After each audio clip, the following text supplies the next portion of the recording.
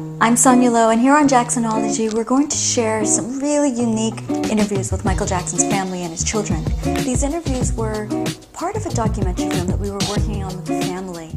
And it was a film that was meant to celebrate who Michael Jackson meant to them and who he was in their eyes. So here it is on Jacksonology. We hope you enjoy it.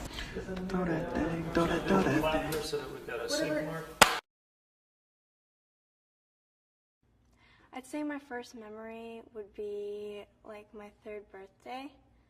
I remember I had like a pink Barbie cake. I don't remember. I just remember he was sitting at the head of the table and I was on his left.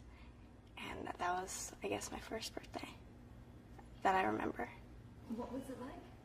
It was loud. It was really loud. I don't really remember a lot of it. I just remember like one part. This was at Neverland, right? Yes, it was. So what was it like living at Neverland? Living at Neverland was amazing. It was fun, and like he would kind of bribe us. He would say if we were good, we would be able to go to the zoo or the amusement park or the train station, and we were good, so he would let us go, like every once in a while. We didn't know a lot of kids like at our age. We were more secluded. We never really left the ranch that often, so we couldn't really like compare our lives to other kids' lives, so we just thought it was normal. Like, oh yeah, everyone had an amusement park in their backyard. And then your dad took you traveling while the Yeah. What was that like? We traveled a lot, actually. The more when we were younger. The older we got, the more it kind of like dimmed down. Traveling was awesome. It was fun. I remember we visited, my favorite spots would probably be Paris, which we visited for a few days, and it was amazing. And I remember Japan and Bahrain. And when you traveled with your father, what did he explain why you lived the life that you did? No, he never really like explained us why we were traveling. He's like, okay, so pack your bags tonight because we're leaving tomorrow. I'm like, okay. Fun. Did you know your father was famous when you were younger? Not really. I just knew that he had like a few songs. Like we didn't really listen to a lot of his music. We just listened to like one album, and we would play it on repeat over and over and over. And me and my brother would make like these pillow forts, and we would blast his music in the hotel room and just jump around the whole room, up and down. It was really fun. What song? I remember, I think it was the number one. No, I can't remember which album it was. I think it was Off the Wall. I think we kept listening to Off the Wall album. Do you have a favorite song of your dad's or favorite album right now? A favorite album or song? I don't really have a favorite song of his. I have a lot. I love Lost Children, Don't Walk Away, and the one he did with Carlos Santana. I forget what it's called. It's Whatever Happens. Tell me the first time you found out your dad was famous. That would probably have to be like when I was 10 or 11. I mean, we grew up, we would go to his concerts like when I was like 6 or 7. And I remember, and they were like awesome, but I didn't really notice all like the thousands of people that were there. I just saw him like sing. I'm like, oh my God, he's amazing. But obviously I was a huge fan of his. So sometimes we would go traveling like through the crowds, and me and Prince would get like stepped on. I mean, Blanket would be carried because he was so small, but we would like get stepped on, and we were like, one time I lost my dad's hand. I was freaking out, and then I just remember him snatching me up and running. I was like, oh, thank God. Did he ever explain to you why there was such a commotion all the time around you? We never really got an explanation. I mean, we didn't really ask a lot. You thought everyone's parents were famous. Yeah. So Now that you know, I mean, what do you think of the whole situation? What do you think of him as an artist?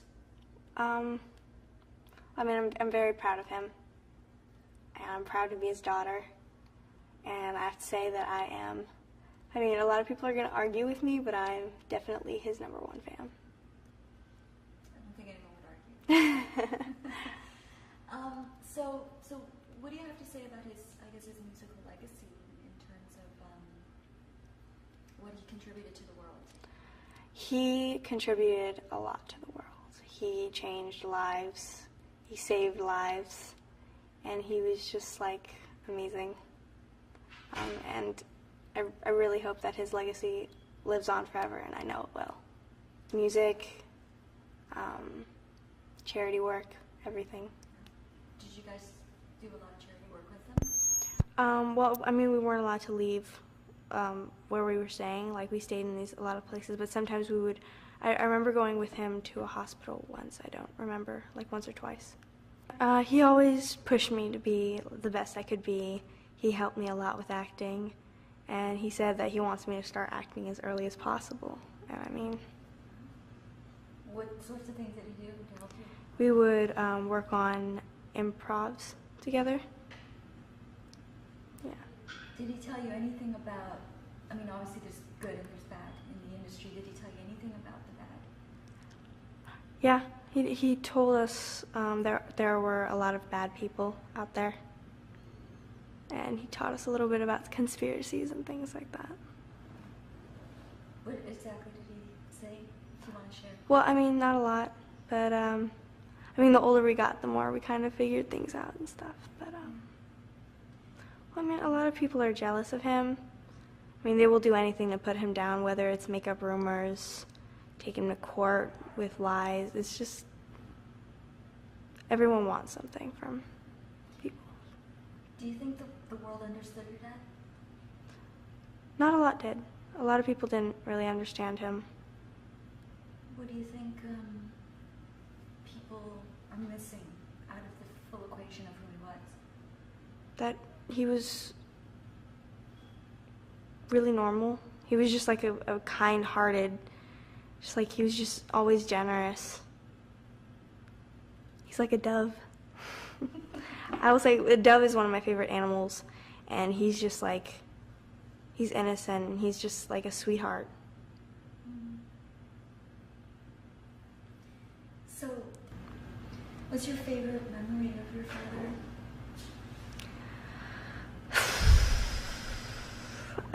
A favorite memory of my dad? I don't know, it's pretty hard. We had a lot. I mean, there were a lot in Bahrain where we would like hang out on the roof, or we would just like in Ireland, me and him went walking through the forest, and it's just fun. When do you think he was happiest, your dad? I would probably say he was happiest when he was like in disguise, and he could, like, we went to Disneyland several times, and he would be in disguise and he could just act like normal. There would be no one like bothering him or like asking him. But so do you think that that's what he wanted at the end, was just to not be Michael Jackson? Yeah. You think so? Yeah. The first time I think the world ever really saw you in his memorial speech, and you came forward and you spoke. Why did you feel that you had to do that? I don't know, I don't know, it felt right. I couldn't really speak at the memorial. Like, when I cry, my voice gets really high and I couldn't talk, but I don't know why I did it. Do you feel sometimes like you have to defend him? Why you do it? Definitely. I'll always defend him. What kind of dad was he? I can't imagine anyone having a dad not like him. He was just amazing. Like, what were some of the things that made him amazing? Just, he was kind and just like the sweetest guy ever. What's the most important thing that he ever taught you?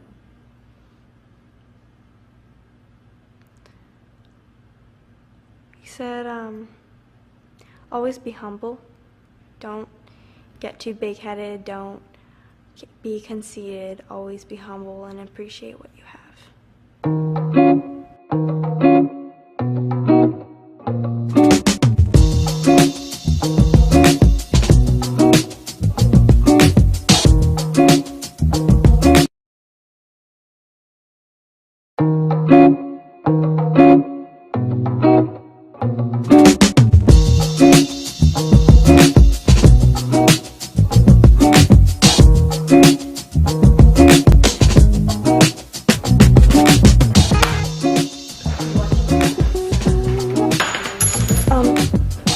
In his room, yeah. We used to be like, our classroom, like we were homeschooled, like it would be underneath where, it would be underneath his bedroom, and he would always be dancing, so you would always just hear stomping and stomping, and then like dust from the lights would come down. Wow. His hair is so crazy. What? Did he want his hair like that? Did he grow it out like that? Our dad never wanted him to cut it, and he was always too afraid of scissors to get it cut. So I mean, it's cute like that. I don't want him to get it cut. No, it's really cool. Or at least like keep it down his shoulders, or get it cut like how my dad had it, because he looks like my dad. So. Yeah, he does. Your dad always had the long hair. Lots of different hairstyles actually. Yeah, he had the Jerry curl. He had the Jerry curl. He had The afro. Yeah, and he had that really short one. I like that. That one was really that was cute. Yeah. The short hair, actually. And he had bangs. I don't remember when he had bangs, but he did. It's kind of Yeah. Do you have like a favorite like Michael Jackson era? Because you know he went Yeah, he did. A favorite era?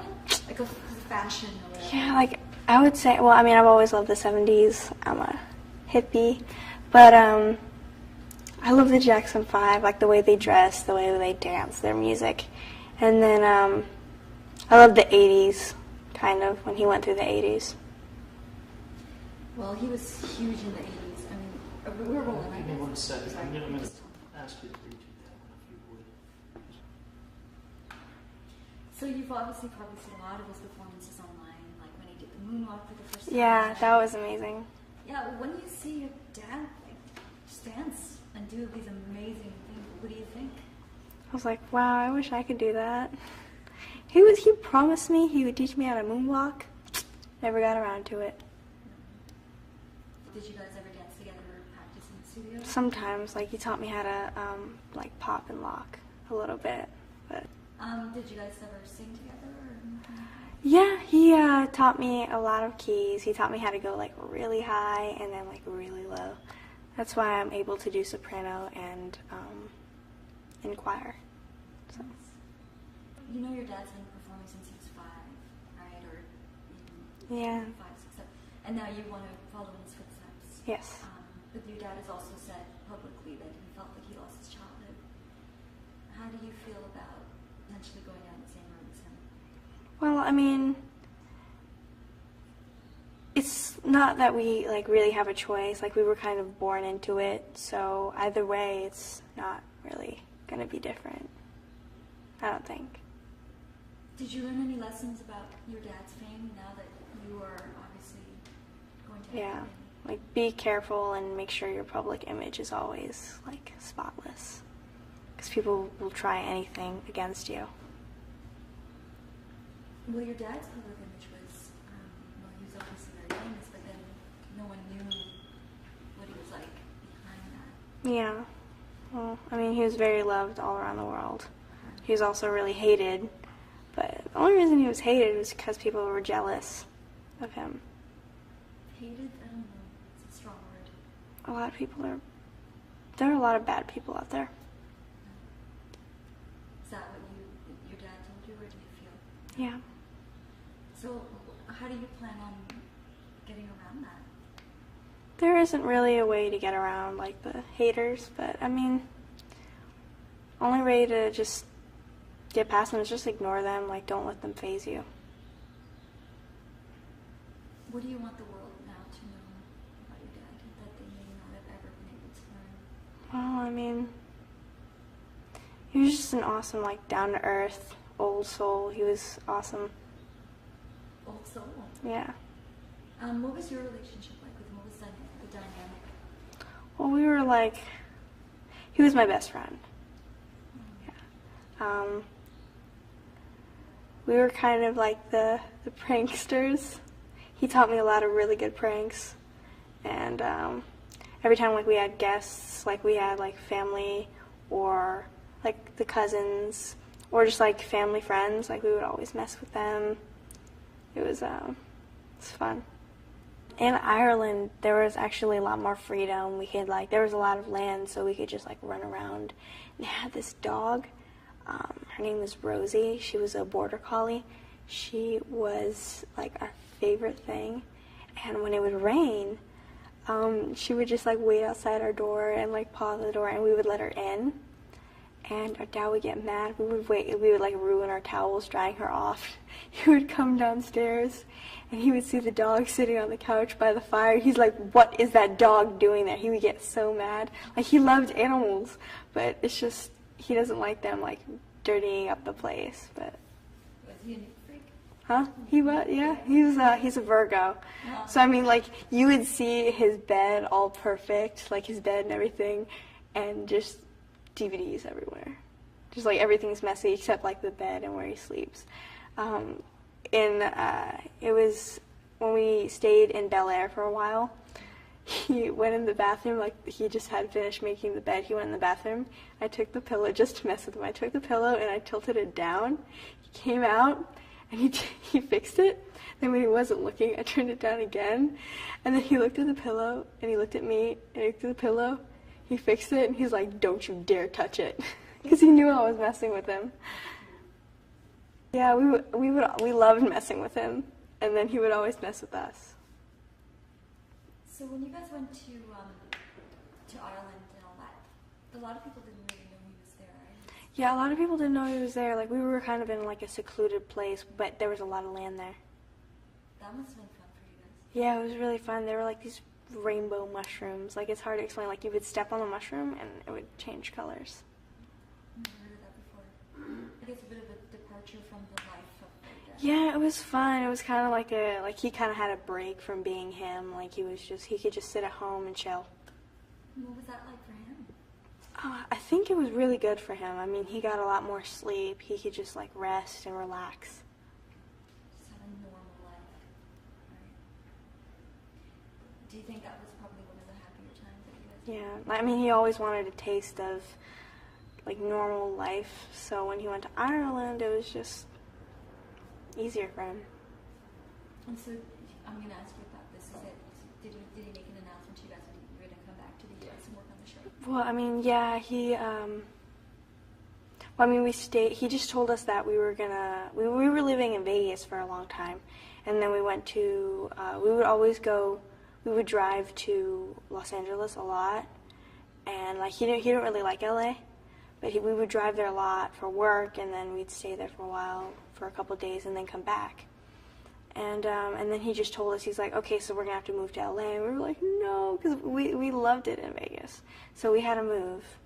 And moving always took forever because we would always constantly move.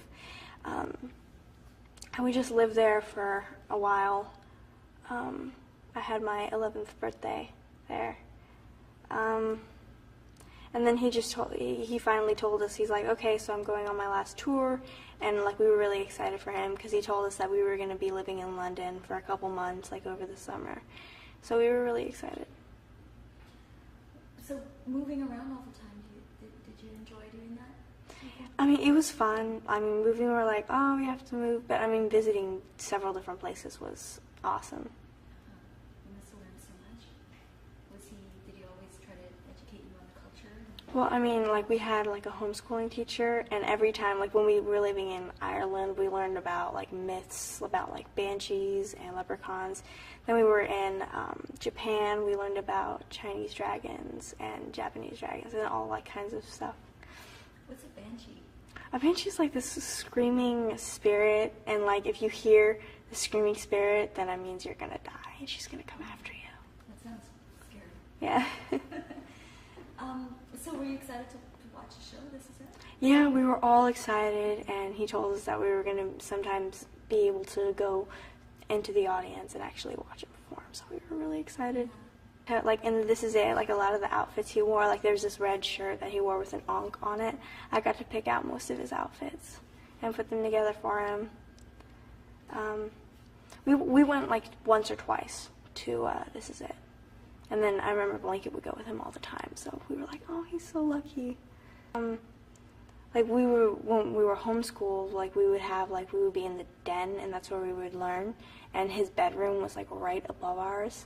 So when he was dancing, he would be stomping on the ground, and the dust would like come down from the ceiling. You just hear stomping and stomping, and the teacher gets here. She's like, "What's that?" I'm like, "Oh, it's just our dad dancing."